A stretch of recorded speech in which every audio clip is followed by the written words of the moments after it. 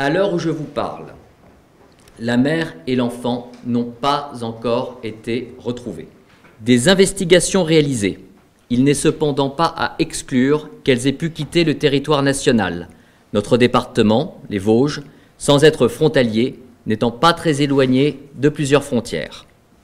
Des diffusions internationales ont bien entendu été réalisées pour faciliter leur localisation et leur appréhension.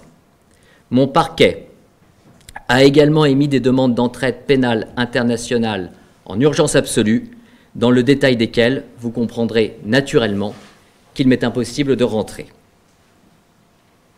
Le caractère très organisé de cette action, la sophistication des techniques utilisées par les protagonistes ont conduit mon parquet à demander aux enquêteurs de diligenter leurs investigations du chef d'enlèvement de mineurs de moins de 15 ans commis en bande organisée, faisant d'ailleurs encourir à leurs auteurs la réclusion criminelle à perpétuité. 3 des gardés à vue, un d'entre eux ne souhaite en effet pas s'exprimer, revendiquaient cette action qu'ils qualifiaient, je cite, d'extraction et d'exfiltration.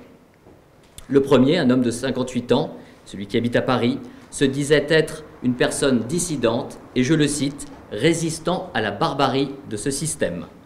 Il estimait avoir permis à une petite fille de retrouver sa mère en agissant, je le cite encore, à la Arsène Lupin. Le mode opératoire était le suivant.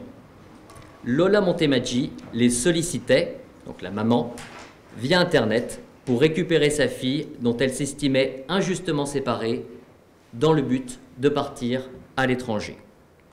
3 d'entre eux se présentaient en effet au domicile de la grand-mère de Mia pour enlever l'enfant et la remettre à sa mère environ 20 minutes plus tard.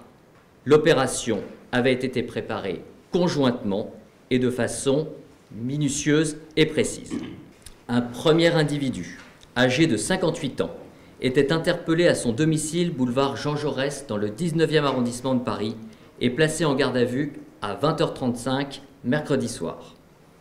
La perquisition réalisée immédiatement à son domicile permettait notamment d'y découvrir le script d'un discours à tenir devant la grand-mère de Mia pour se faire passer pour un éducateur. Un second individu, un homme de 23 ans, était interpellé à son domicile à 20h45, mercredi donc, à Varennes, en Seine-et-Marne.